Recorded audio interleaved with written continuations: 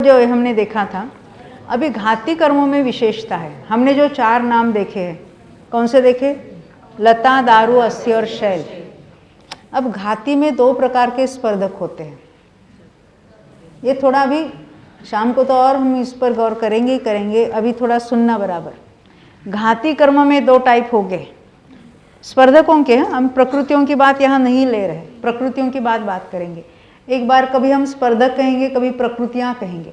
जब प्रकृतियाँ कहेंगे तो मति ज्ञान आवरण, श्रुति ज्ञान आवरण, अवधि ज्ञान आवरण, वो प्रकृतियाँ हैं। और जब स्पर्धक कहेंगे तो प्रत्येक प्रकृति में, वो भले मति ज्ञान आवरण की हो या केवल ज्ञान आवरण की हो, उसमें कौन कौन से स्पर्धक पाए जाते हैं वो अलग अलग जो होते हैं, क्योंकि प्रकृतियाँ भी सर्वघाती देशघाती होती है और स्पर्धक भी सर्वघाती देशघाती होते हैं। पहले सर्वघाती किसको कहना और देशघाती किसको कहना, उसकी चर्चा करेंगे। बात क्या होते हैं? सर्वघाती ने पूरा ही घात करते हैं। किसका? जीव का, प्रतिपक्ष का। अपने प्रतिपक्ष का पूरा घात होता है, तब हम कहेंगे सर्वघाती स्पर्धक। देशघाती स्पर्धक किसको कहेंगे? देश यानी पार्शल, पूरा घात करने में समर्थ नहीं है, उसका उदय भी होता रहे और प्रतिपक्ष गुण का कार्य भी होता रहे, उसको क्या कहेंगे? देशघाती स्पर्धक। यहाँ तक समझ में? सर्वघाती का अर्थ क्या है? पूरा ही घात। और देशघाती का अर्थ क्या होता है? पार्शल घात। अब कहते हैं कि ये सर्वघाती स्पर्धक किस में होते हैं और देशघाती स्पर्धक किस में, कौन से प्रकृति में होते हैं।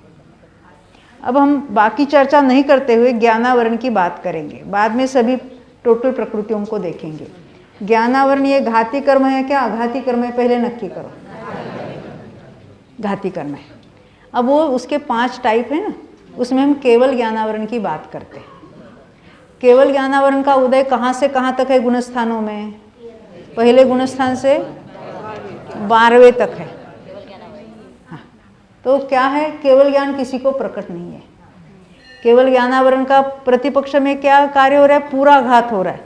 पूरा घात यानी केवल ज्ञान बिल्कुल प्रकट नहीं है। थोड़ा सा प्रकट होगा? नहीं, बिल्कुल नहीं है। तो वो कैसी प्रकृति है?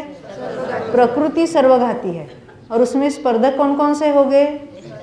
लता, दारू, अस्थि वगैरह हो गए कि नहीं हो गए? तो कहते नहीं हो गए, क्योंकि लता और दारू का अनंतवा भाग ये देशघाती स्पर्धक होते हैं, और दारू के ऊपर के अनंत स्पर्धक अस्थि वाले और शैल वाले ये स्पर्धक कैसे है? सर्वघाती। तो जो सर्वघाती प्रकृतियां हैं ये कौन सी है हम देखेंगे। केवल एक प्रकृति लेकर हम उसको बताते हैं। पहले केवल ज्ञानावरण ये कैसी प्रकृति है? तो कहते सर्वघाती प्रकृति है।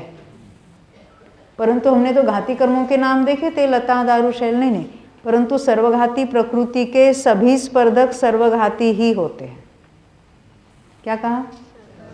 सर्वघाती प्रकृतियां जो कोई है वो कौन सी हम देखेंगे बाद में, इसमें पुस्तक में बताएंगे आपको। उसके सभी स्पर्धक कैसे होते हैं? सर्वघाती भी। वो कितना भी मंद क्यों ना हो।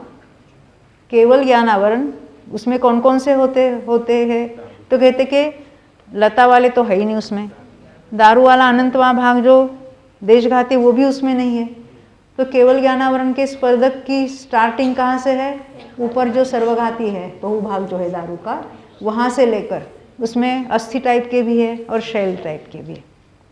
यानी वो कितने भी विशुद्धि बढ़ जाए और शैल टाइप के नहीं भी रहे, अस्थि वाले हो जाए, दारू वाले, वो कैसे रहेंगे? हमेशा सर्वघाती ही रहेंगे। यानी केवल ज्ञानावरण प्रकृति कभी भी देशघाती स्पर्धक होकर उदय में आवे ऐसा कभी नहीं होगा।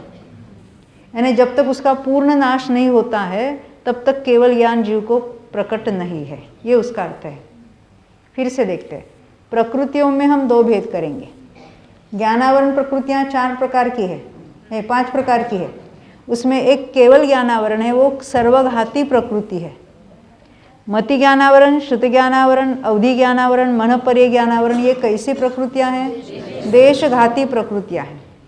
तो सर्वघाती के सभी स्पर्धक सर्वघाती ही होते हैं, ही लगाना।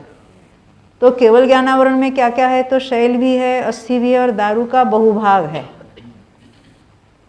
वो सर्वघाती होते हैं। मति ज्ञानावरण में भी बाकी छोड़ दो। मति ज्ञानावरण में क्या पोजीशन होगी? तो मति ज्ञानावरण ये देशघाती प्रकृति है,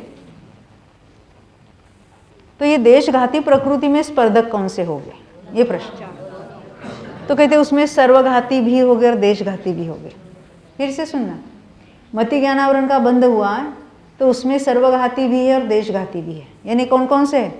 शैल वाले भी है, अस्थि वाले भी है, दारू का बहुभाग वाले, ये तो सारे सर्वघाती है ही है।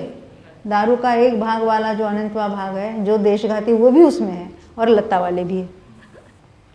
तो मेरा प्रश्न है, मति ज्ञानावरण के सर्वघाती का उदय हो जावे तो क्या होगा? मति ज्ञान का अंश भी नहीं रहेगा, टोटल मति ज्ञान हाँ मिट जाएगा, तो जीव जड़ हो जाएगा। तो ऐसा कब होगा? कभी नहीं होगा। यानी मति ज्ञानावरण प्रकृति ऐसी है कि उसका देशघाती वाला बंध तो है, देशघाती सत्ता में तो है। जब उदय में आएगा तो देशघाती का कभी भी उदय नहीं होगा। सर्वघाती तो बंध है, सर्वघाती सत्ता में भी है, परंतु सर्वघाती का कभी भी अपने रूप से उदय नहीं होगा। पर जो परमाणु बंध है उसका उदय तो आने से रहा। तो उदय में आते आते एक समय में वो देशघाती रूप टर्न होकर उदय में आते।